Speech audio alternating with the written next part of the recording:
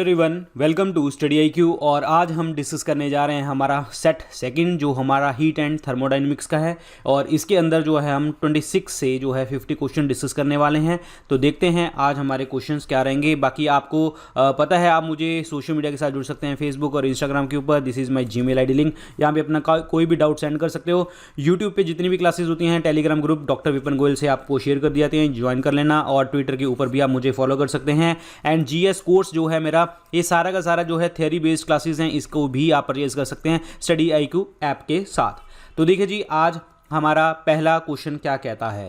At upper atmosphere an astronaut feel, कहने का मतलब क्या है कि जब भी हम जो नीचे से हाइट से ऊपर के एटमॉस्फेयर में जाते हैं, जो हमारे अंतरिक्ष यात्री होते हैं, एस्ट्रोनॉट्स होते हैं, वो क्या फील करते हैं।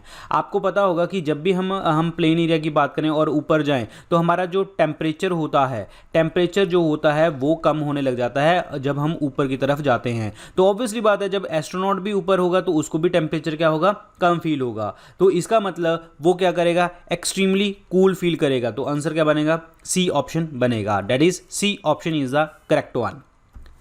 नेक्स्ट है, nights are cooler in the deserts than in the plains because, यानी कि जो रातें होती हैं वो ठंडी होती हैं किस इलाके में, जो आपके रेगिस्तान वाले इलाके होते हैं।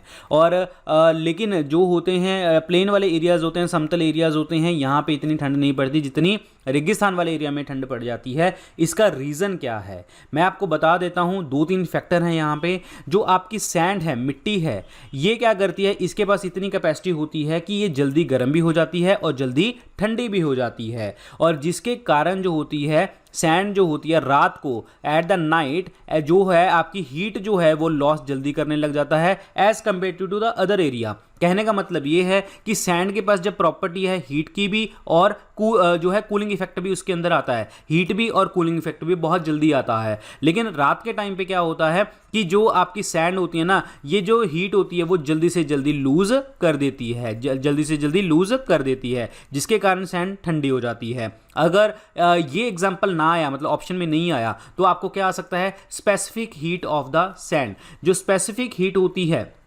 स्पेसिफिक हीट, ठीक है, स्पेसिफिक हीट का मतलब क्या होता है, विशिष्ट ऊष्मा।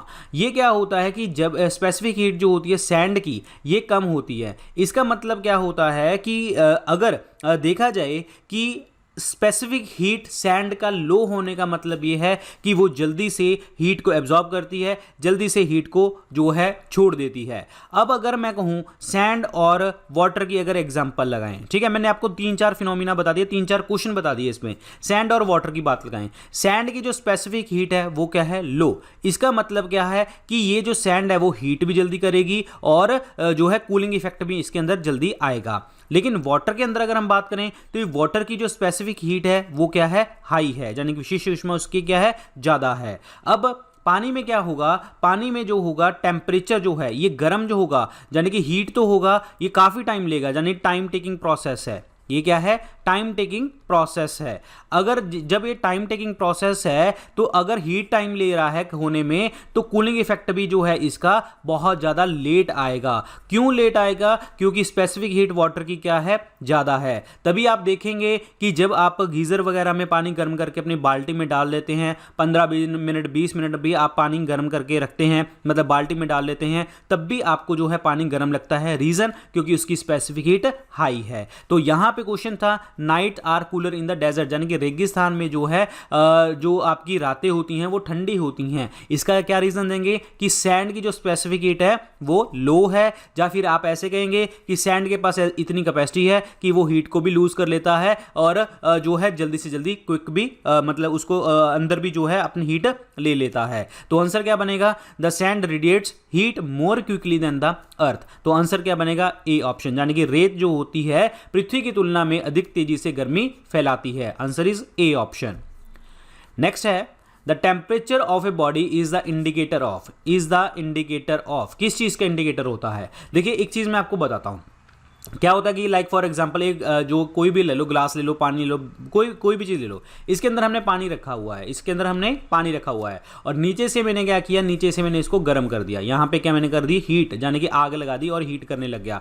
तो आप देखेंगे कि जो पानी के जो ये जो ऐसे है ना, तो ये क्या करने लग जाएंगे, ऐसे मूवमेंट होने लग जाएगी, मतलब इस तरीके से मूवमेंट देखने को आपको मिलेगी पानी के अंदर, इस तरीके से मूवमेंट देखने को मिलेगी। तो इसका मतलब जो पार्टिकल्स थे वो क्या हो गए, मोशन में आ गए, और मोशन में जो एनर्जी होती है वो कौन सी होती है, काइनेटिक एनर्जी। सो सेम सीधी सी बात है, जब टेम्परेचर किसी भी चीज का बढ़ेगा, काइनेटिक एनर्जी जो है वो बढ़ने वाली है। लेकिन ध्यान रखना, सिर्फ काइनेटिक एनर्जी, ना कि पोटेंशियल एनर्जी और ना कि टोटल एनर्जी। पोटेंशियल एनर्जी जो होती है वो भी नहीं बढ़ेगी, आपकी टोटल एनर्जी वो भी नहीं बढ़ेगी। सिर्फ बढ़ेगा क्या कि मोशन में आएंगे पार्टिकल्स, तो इसका मतलब क्या होगा, average kinetic energy of the molecule जो है ये आपको देखने को मिलेगा, यानी कि उनकी औसत गतिज ऊर्जा जो है उसके अंदर बढ़ जाएगी। तो आंसर इज डी ऑप्शन क्या बनेगा, करेक्ट आंसर बन जाएगा डी ऑप्शन। ध्यान रखिए, और इसमें यहां पे ध्यान रखिए, यहां पे एवरेज एनर्जी वर्ड लिखा गया है, यहां पे कोई एनर्जी वर्ड का मतलब यहां पे कुछ भी हो सकता है, total energy, potential energy, kinetic energy, कोई भी स्टेटमेंट हो सकती है। तो answer is D option. When water is heated from the 0 degree centigrade to 10 degree centigrade, it's volume.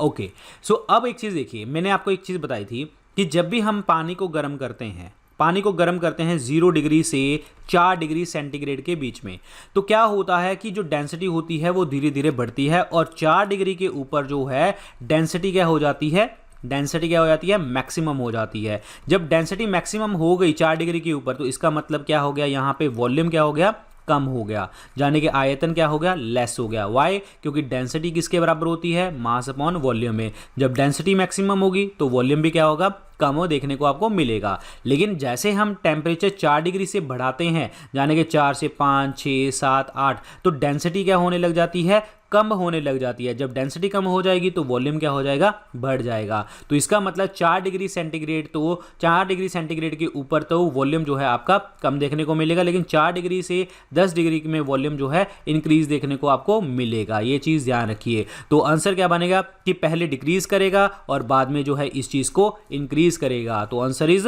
D option, very important, D option.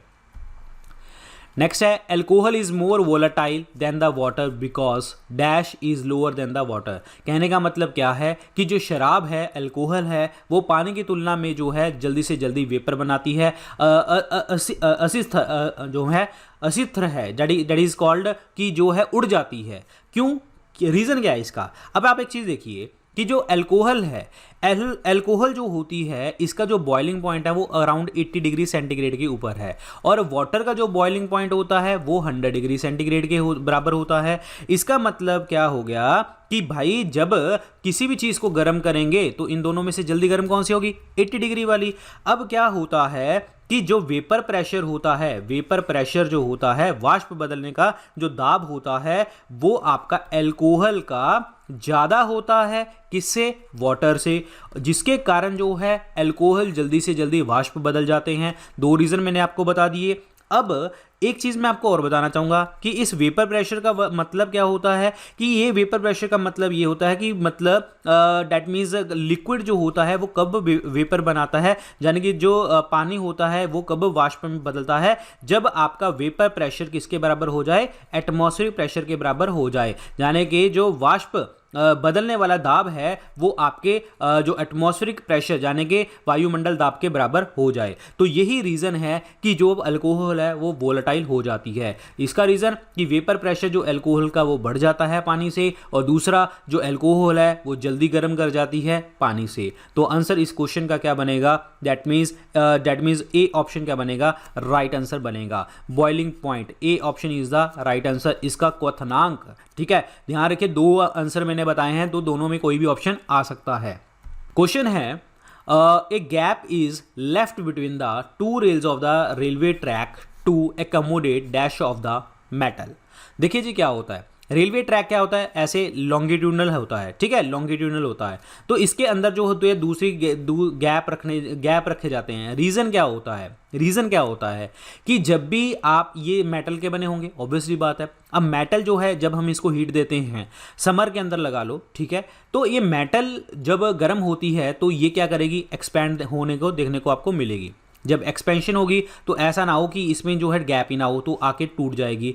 तो इसका मतलब कि जब भी आप कोई भी चीज़ को लेंदी करते हैं, लॉन्गिट्यूडनल करते हैं, तो गैप इसीलिए रखने होते हैं क्योंकि गर्मी के अंदर वो क्या कर जाती है, एक्सपैंड कर जाती है। अगर एक्सपैंड करेगी तो उसको जगह भी होनी चाहिए, अगर जगह नहीं होगी तो वो बर्स्ट कर जाएगी। तो सेम दैट मीन्स ये कौन सी आपकी जो लेंथ वाइज जो लॉन्गिट्यूडनल जो होती है, जो आई मीन टू से एक्सपेंशन होती है, उसको क्या कहते हैं हम, लीनियर एक्सपेंशन कहते हैं। दैट इज सी ऑप्शन क्या बनेगा, राइट आंसर बनेगा।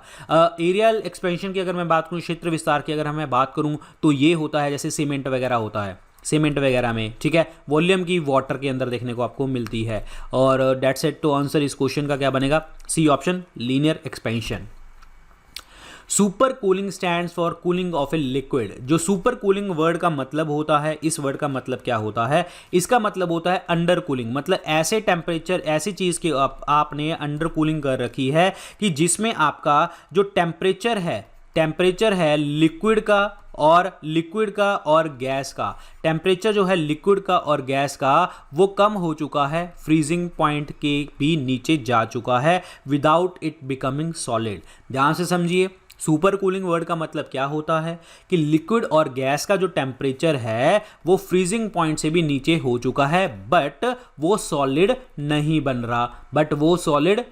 रहा। ध्यान रखिए, तो इसका मतलब ये क्या होता है कि ये किस चीज़ के ऊपर जो है हम बात करते हैं, cooling of a liquid below the freezing point. तो सी ऑप्शन क्या बनेगा, राइट आंसर बन जाएगा। अब फ्रीजिंग पॉइंट होता क्या है, ये एक ऐसा टेम्परेचर होता है जब लिक्विड जो होती है वो सॉलिड में कन्वर्ट हो जाती है, और जब कूल करने को देखने को आपको मिलती है, जब आप लिक्विड को कूल करते हैं और सॉलिड में कन्वर्ट हो जाती है, तो वो हमेशा आपका क्या होता है, फ्रीजिंग पॉइंट देखने को आपको मिलता है। तो इसी कारण जो कूलिंग लिक्विड की अगर आप कर रहे हैं तो फ्रीजिंग पॉइंट से आपको नीचे जाना पड़ेगा ताकि वो सॉलिड ना बने। तो यही तो क्या होता है, सुपर कूलिंग। तो आंसर क्या बनेगा, सी ऑप्शन।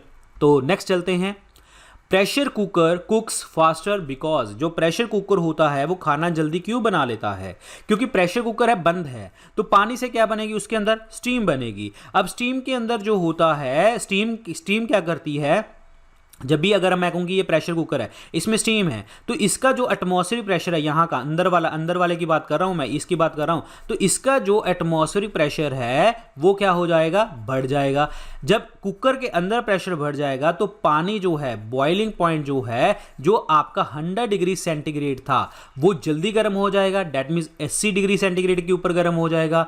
क्यों, क्योंकि उसके अंदर जो है वेपर बन चुके हैं। लेटेंट हीट ऑफ वेपराइजेशन जो हमने डिस्कस किया था पहले कि स्टीम बर्न प्रोड्यूस ज्यादा करती है और हॉट पानी इतना नहीं करता। रीजन, क्योंकि उसके अंदर जो है स्टीम बन चुकी है, लेटेंट हीट ऑफ वेपराइजेशन, जिसके कारण जो है टेम्परेचर जो है वो 100 डिग्री से गर्म ना होके वो 80 डिग्री के ऊपर ही पानी जो है कुकर के अंदर जो है गर्म हो जाएगा। इसका मतलब क्या है कि बॉइलिंग पॉइंट क्या हो गया, आपका बढ़ गया। तो आंसर क्या बनेगा, boiling point increases with the increase in the pressure. तो आंसर इज ए ऑप्शन। अब आप ऐसे मत कहना कि सर 100 डिग्री से 80 डिग्री हो गया, ऐसा नहीं है, ये कम नहीं हुआ, ये ज्यादा हो गया। बॉइलिंग पॉइंट का मतलब ये होता है कि एक ऐसा टेम्परेचर जितना जल्दी से जल्दी हम उसको गर्म कर सकें, उसको उसका बॉइलिंग पॉइंट कहते हैं। तो 80 डिग्री पे कर रहे हैं तो इसका मतलब क्या है कि बॉइलिंग जल्दी हो रही है, तो इसलिए बॉइलिंग पॉइंट क्या हो गया, बढ़ गया। तो option is A option is the right answer.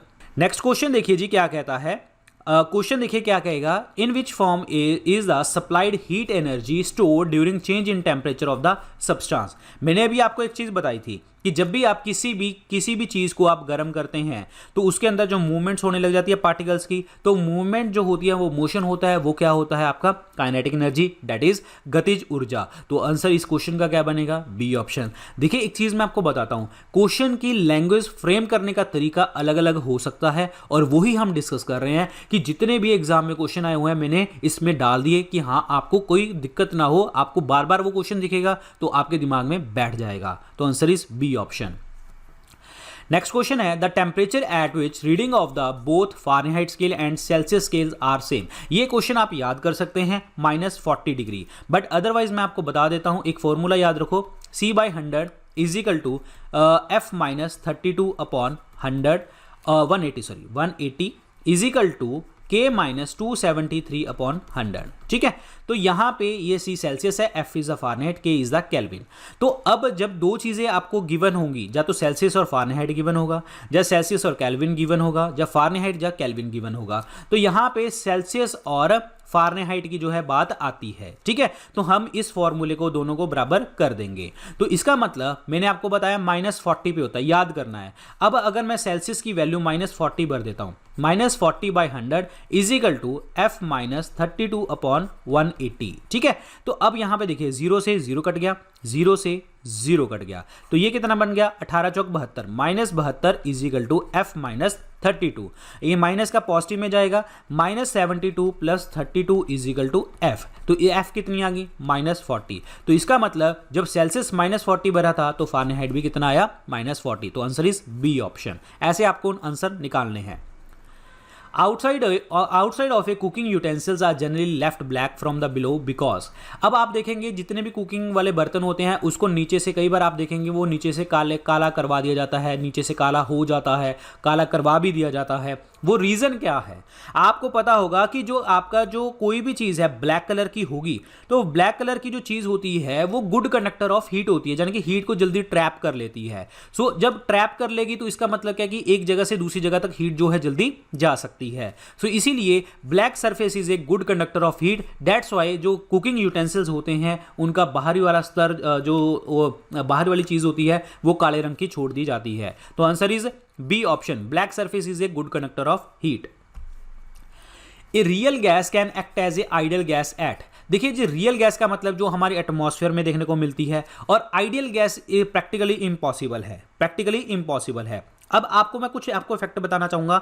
जो रियल गैस होती है इसके अंदर जो होती है अट्रैक्टिव फोर्सेस और रिपल्सिव फोर्सेस जो होती हैं वो देखने को कम मिलती हैं, लेकिन आइडियल गैसेस के अंदर ऐसा कुछ भी नहीं होता। रियल गैसेस के अंदर कुछ ना कुछ वॉल्यूम देखने को आपको मिलता है, लेकिन आइडियल गैसेस के अंदर ऐसा कुछ देखने को नहीं मिलता। और जो आपके रियल गैस होती है ये जब कोलाइड कर लेती है, जब आपकी ये चीज़ कोलाइड कर लेती है तो ये क्या करती है, एनर्जी को लॉस कर लेती है, यानी कि एनर्जी जो है यहाँ से लूज होने लग जाती है। लेकिन आइडियल गैस जो होते हैं ये इलास्टिकली जो है आई मीन टू से कोलाइड करते हैं। अब आपको एक ये वाला क्वेश्चन ना आपको याद करना है। कैसे याद करना है मैंने आपको बता दिया कि आपको ये बात याद रखनी है कि रियल गैस हमेशा आइडियल गैस की तरह तब काम करेगी जब टेम्परेचर हाई होगा और प्रेशर लो होगा। ये कहीं ना कहीं पे ऐसा ही क्वेश्चन आएगा आपको, हाई टेम्परेचर और लो प्रेशर, सीधा याद कर लीजिए, इसका कोई भी ऐसे लॉजिक नहीं है। अदरवाइज जो होती हैं हम जो है आपका एमसीक्यूज जो कर रहे हैं हम जो है उसमें नहीं जा रहे, आपके मेडिकल्स में नहीं जा रहे, हम आईआईटी की तैयारी नहीं कर रहे, तो आपको ये क्वेश्चन याद करना पड़ेगा कि रियल गैस हमेशा आइडियल गैस की तरह कब काम करेगी, जब टेम्परेचर हाई होगा और प्रेशर लो होगा। एनी हाउ कैसी भी इस तरीके को आप क्वेश्चन को याद कर लीजिए। नेक्स्ट क्वेश्चन है, इनमें से कौन सा मेथड है हीट ट्रांसफर का? हीट ट्रांसफर के 2-3 मेथड होते हैं। एक होता है आपका कंडक्शन, एक होता है कंडक्शन, और एक होता है कन्वेक्शन और एक होता है रेडिएशन, एक होता है रेडिएशन। अब यहां पे जो कंडक्शन होता है, कंडक्शन का मतलब क्या होता है कि सॉलिड्स में हीट ट्रांसफर हो रही है जब आप दो चीजों को आप टच कर देते हो। कन्वेक्शन का मतलब लिक्विड्स के अंदर होता है जहां पे एक्चुअल मूवमेंट ऑफ जो है पार्टिकल्स देखने को आपको मिलती है। रेडिएट मतलब कोई भी चीज जो है बाहर को रेडिएट कर रही है with the speed of light, कोई भी आपका जो है इंटरवीनिंग पार्टिकल मीडियम बीच में नहीं आ रहा कि आप इसको रेडिएट होने से रोक रहे हो। तो ये 3 मेथड होते हैं हीट ट्रांसफर के। तो देखिए जी, कन्वेक्शन आ गया जी आंसर, तो पहला ऑप्शन ही बनेगा, संवहन is the right answer. Evaporation और वाष्पीकरण जिसे कहते हैं, ये एक जो है ये रिजल्ट होता है आपके किसका, हीट ट्रांसफर का। और इवेपोरेशन से मैंने आपको बताया था कि कूलिंग इफेक्ट देखने को आपको मिलता है। और तापीय प्रसार यानी कि थर्मल एक्सपेंशन, ये भी मैंने आपको बताया कि ये भी आपका एक रिजल्ट है। और जैसे आपका जो हमने रेलवे ट्रैक वाला एग्जांपल लिया था, रेवोल्यूशन आपकी अर्थ के ऊपर आ रहा है, इसका लेना देना इसमें से कुछ भी नहीं है। तो आंसर इस क्वेश्चन का क्या बनेगा, A option, convection is the right answer. Earth is A, earth क्या है, ये हीट के लिए कॉन्सेप्ट पूछ रहा है। देखिए अर्थ के लिए मैं आपको बता देता हूं कि जो हीट बजट होता है अर्थ का वो क्या होता है, हमेशा 0।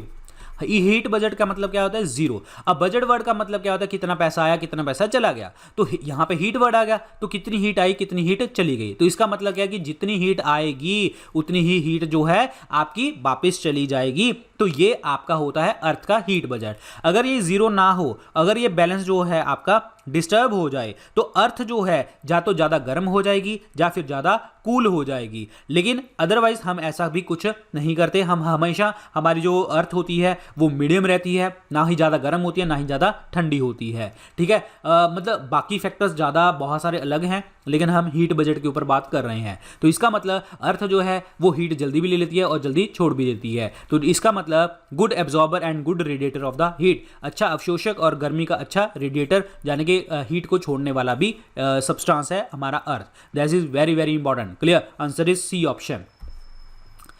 इनमें से कौन सी मेटल के पास जो है सबसे ज्यादा थर्मल कंडक्टिविटी देखने को आपको मिलती है? थर्मल कंडक्टिविटी के ऊपर अगर मैं बात करूं तो पहले डायमंड आता है।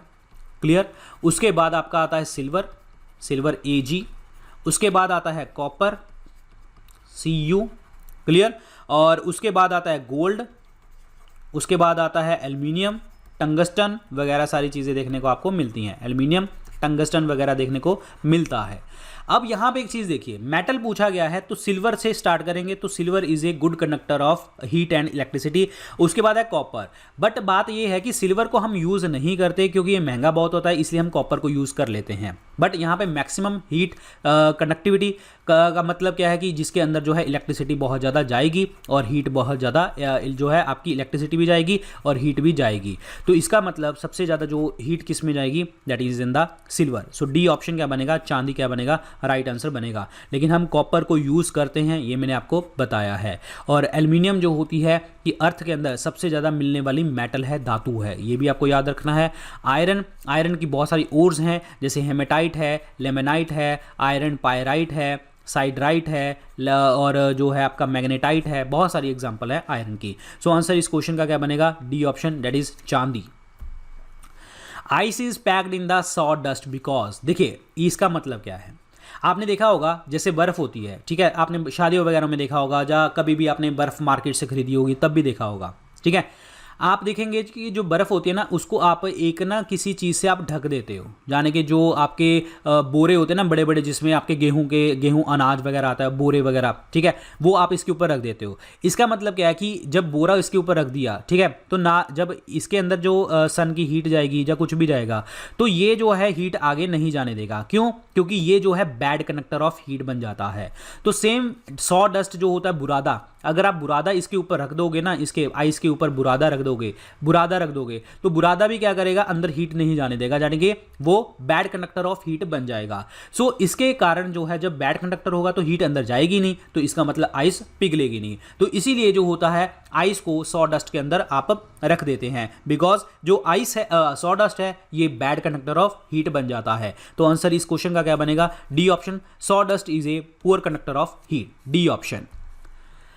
Heat is transmitted from higher temperature to the lower temperature through the actual motion of the molecule in। मैंने आपको बताया था, अभी मैंने एक एग्जांपल बताई थी आपको कि जो कंडक्शन होता है, कंडक्शन क्या होता है कि जब भी ये सॉलिड पार्टिकल्स के अंदर जो है हीट ट्रांसफर देखने को आपको मिलती है, जब दो पार्टिकल्स आपके अटैच होते हैं कभी भी। क्लियर? तो ये आपका जो ज़्यादा गर्म वाला हिस्सा होता है दूसरे वाले हिस्से में चला जाता है, दैट इज कॉल्ड कंडक्शन। इसमें कोई भी मूवमेंट्स नहीं होती, एक्चुअल मूवमेंट मॉलिक्यूल्स की नहीं देखने को मिलती। जिस टाइम पे जिस साइड पे, लाइक फॉर एग्जांपल, अगर ये गर्म वाला साइड है तो अगर आप इसको अटैच करोगे ना तो ये वाला गर्म हो जाएगा।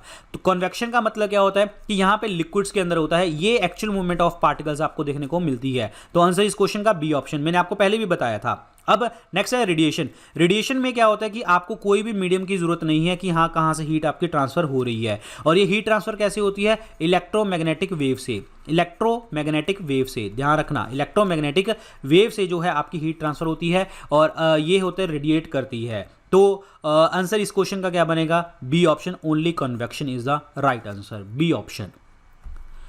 The wavelength at which the peak of the intensity of the black body occurs. ये मैं आपको एक फोटो दिखाना चाहूंगा। अब यहाँ पे एक फोटो है, ठीक है, ये है इंटेंसिटी, ये कोई ब्लैक बॉडी है, मतलब ब्लैक बॉडी के ऊपर है। ये एक्चुअली एक प्रिंसिपल आता है जिस प्रिंसिपल का नाम है वेन डिस्प्लेसमेंट लॉ।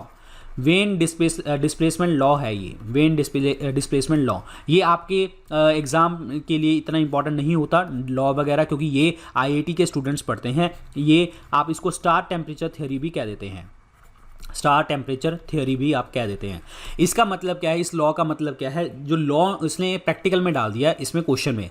तो ये क्या कहता है कि जब भी आप यहाँ पे कोई भी चीज़ हीट कर रही है तो इतनी आपकी जो है जो आई मीन टू से पीक पहुँच जाती है। लेकिन जब पीक पहुँच गई, जब आप इसके और भी जो है आप इंटेंस कर रहे हो विद टेम्परेचर, पर आप देखेंगे कि ये वेवलेंथ जो है ब्लैक बॉडी की ये नीचे की नीचे चली जाती है, ये नीचे की तरफ आने लग जाती है। तो जैसे कि आपने देखा होगा यहाँ पे आप मैक्सिमम है, फिर कम हो गया, फिर कम हो गया, फिर कम हो गया, फिर कम हो गया, फिर कम हो गया। तो ये वेवलेंथ जो बढ़ती जा रही है ये जो है टाइम के अकॉर्डिंग, टेम्परेचर के अकॉर्डिंग बाद में नीचे की तरफ आती जाएगी, कम होती जाएगी। तो ये आपको ध्यान रखना है। तो यहाँ पे क्वेश्चन क्या है कि wavelength at which the peak of intensity of the black body radiation occurs. तो इसका मतलब पहले जो है पीक के ऊपर पहुंच जाएगी, बाद में वो नीचे की तरफ जाती जाएगी जब आपका टेम्परेचर बढ़ता चला जाएगा। तो इसका मतलब it decreases with the increase in temperature. तो आंसर इज बी ऑप्शन। ये ध्यान रखना है आपको, एक एक पर्टिकुलर क्वेश्चन मैंने चुन चुन के निकाला है ताकि आपको कंफ्यूजन ना हो कि आपको पेपर में कोई भी ऐसी दिक्कत ना आए। तो answer is B option, decreases with increase in temperature. Next है 0 Kelvin is equivalent to. 0 Kelvin जो होता है वो किसके बराबर होता है? मैंने आपको बताया था सेल्सियस और केल्विन का formula C/100 is equal to K - 273/100। ठीक है, तो 100 से 100 कट गया, तो इसका मतलब जो सेल्सियस है क्या होगा, Celsius plus 273 is equal to Kelvin, ये होगा। तो अब एक चीज़ ध्यान रखिए, एक चीज़ ध्यान रखनी है, जब वो 0 केल्विन की बात कर रहा है तो वो किसके बराबर आएगी, तो वो बराबर आएगी C प्लस 273 273। अब एक्चुअली जो 273 नहीं होता यहाँ पे, 273.15 होता है, जो एग्जैक्ट होता है, जो एग्जैक्ट होता है। ये चीज़ ध्यान रखिए, जो एग्जैक्ट वैल्यू होती है वो 273.15 होती है, 273.15। लेकिन प्रैक्टिकल सॉल्व करने के लिए हम ये ले लेते हैं, अगर यहाँ पे 273 भी आता और ये जैसे आया हुआ है ऑप्शन में, और 273.15 भी आता, तो हम 273.15 को आप आंसर लगाते। तो ये जो 0 डिग्री केल्विन बता रहा है तो ये किसके बराबर होगा, -273 डिग्री सेंटीग्रेड। इसको हम ऐसे लेंगे, क्लियर। अदरवाइज अगर एग्जैक्ट होता तो 0.15 भी इसके पीछे हम ले लेते। तो answer is B option. Next question देखिए, the temperature of the boiling water in a steam engine may be high because. देखिए जी, अब एक चीज़ देखिए, मैंने अभी आपको एक प्रेशर कुकर का एग्जांपल बताया था, तो सेम एग्जांपल वही यहाँ पे डाल रखा है इसने, कि क्वेश्चन क्या कह रहा है, the temperature of boiling water in a steam engine may be high because. यहाँ पे इसने वर्ड यूज किया, क्या कर दिया, स्टीम इंजन यूज कर दिया। लेकिन हमने क्या यूज किया था, प्रेशर कुकर, कि प्रेशर कुकर में पानी है, अब हमने इसको गर्म किया, ये मूवमेंट्स होने लगी, इसके अंदर स्टीम बन गई, और स्टीम के अंदर के कारण जो है इसका जो अंदर का प्रेशर है वो क्या हो गया, अंदर का प्रेशर हाई हो गया। जब अंदर का प्रेशर हाई हो गया तो इसके कारण क्या होगा, कोई भी चीज जो है अंदर गर्म होने लग जाएगी। तो इसका मतलब ये टेम्परेचर बॉइलिंग वाटर का, स्टीम का, इंजन का हाई इसीलिए होता है because there is a high pressure inside the boiler. तो सी ऑप्शन क्या बनेगा, राइट आंसर बनेगा, जिसके कारण जो है खाना जल्दी से जल्दी गर्म हो जाएगा और कुक हो जाएगा। Option is C. In extreme cold condition in cold countries water pipes get busted. अगर आपको कॉन्सेप्ट याद हो, अभी हमने एक पॉइंट डिस्कस किया था, super cooling of liquid. Super cooling of liquid में हम क्या करते हैं कि लिक्विड को कूल करते हैं बिलो द फ्रीजिंग पॉइंट। मैंने आपको बताया था कि फ्रीजिंग पॉइंट से नीचे करते हैं ताकि वो सॉलिड ना बन जाए, अब बात क्या कह रहा है कि जब भी कोल्ड कंट्रीज होती हैं, पानी जो है बस्टेड क्यों हो जाता है, क्योंकि पानी जो है, वाटर जो है आपका सॉलिड में कन्वर्ट हो गया। वाटर जब सॉलिड में कन्वर्ट हो गया तो मतलब क्या कर गया, वो फ्रीजिंग पॉइंट हो गया। तो इसका मतलब क्या हो गया कि जब भी वाटर जो होता है ये जो सॉलिड बन जाता है, जिसके कारण जो है आपका प्रेशर वहां पे क्या हो गया, बढ़ गया। जब प्रेशर बढ़ जाएगा तो ये ऑब्वियसली बात क्या होगी, वो बस्ट कर जाएगा। तो आंसर इस क्वेश्चन का क्या बनेगा, because on the freezing of water expand. तो आंसर इज ए ऑप्शन। एक क्वेश्चन दूसरे क्वेश्चन से बहुत लिंक है, चीजें अगर आप ध्यान से समझ रहे हो तो आपको ये बहुत मक्खन जैसे लगते जाएंगे question. Because on freezing water expand, answer is A option. Next question है कि heat stored below the earth surface is known as, ये क्या होता है, जब भी हीट जो होती है, हमारी हीट जो है, हमारी ऊष्मा जो धरती के अंदर होती है, उसको हम क्या कहते हैं, उसको हम क्या कहते हैं, जियोथर्मल एनर्जी। तो आंसर क्या बनेगा, geothermal energy is the correct answer. जैसे कि हमारे हिमाचल प्रदेश में मणिकर्ण साहब में जो है जियोथर्मल एनर्जी देखने को आपको मिलती है। क्लियर। और प्लस एक चीज़ मैं आपको और बताना चाहूँगा, जैसे थर्मल एनर्जी, हमारे इंडिया में सबसे ज़्यादा जो एनर्जी पैदा होती है वो थर्मल एनर्जी पैदा होती है, और ये सबसे ज़्यादा कोल से पैदा करी जाती है। न्यूक्लियर एनर्जी जैसे यूरेनियम वगैरह चीज़ें यूज़ करके, टाइडल एनर्जी जाने के आपके वाटर वेव्स को आप यूज़ कर लेते हैं, तो उसमें आपकी टाइडल एनर्जी पैदा होती है। और हमारा टाइडल पोर्ट है हमारा इंडिया के अंदर, वो टाइडल पोर्ट कहाँ पे है, कांडला। सो कांडला पोर्ट है हमारा टाइडल पोर्ट, और इसको आप दीनदयाल पोर्ट भी आप कहते हैं। क्लियर। सो ये था आपका आंसर डी ऑप्शन। अच्छा, एक चीज़ मैं आपको बताना चाहता हूँ, जो हमने ये क्वेश्चन किया था, ये एक्सट्रीम कंडीशन वाला जो हमने डिस्कस किया था, ठीक है। अब मैं आपको एक चीज़ बताता हूँ, सपोज करो कि ऐसा ही क्वेश्चन आपको और आ जाए, लाइक फॉर एग्जाम्पल आप बड़ी एक्सट्रीम कोल्ड कंट्री में रह रहे हो, ठीक है। आपने क्या किया, पानी की बोतल ली और पानी भर दिया और इसको अंदर ऊपर से बंद कर दिया, ठीक है, ऊपर से बंद कर दिया। अब ये पानी की बोतल कांच में है, और ये क्या किया, अब आपने बाहर रख दी, और बाहर क्या है, एक्सट्रीमली कोल्ड टेम्परेचर। आप सुबह देखेंगे कि ये जो है बिल्कुल ब्रेक कर जाएगा।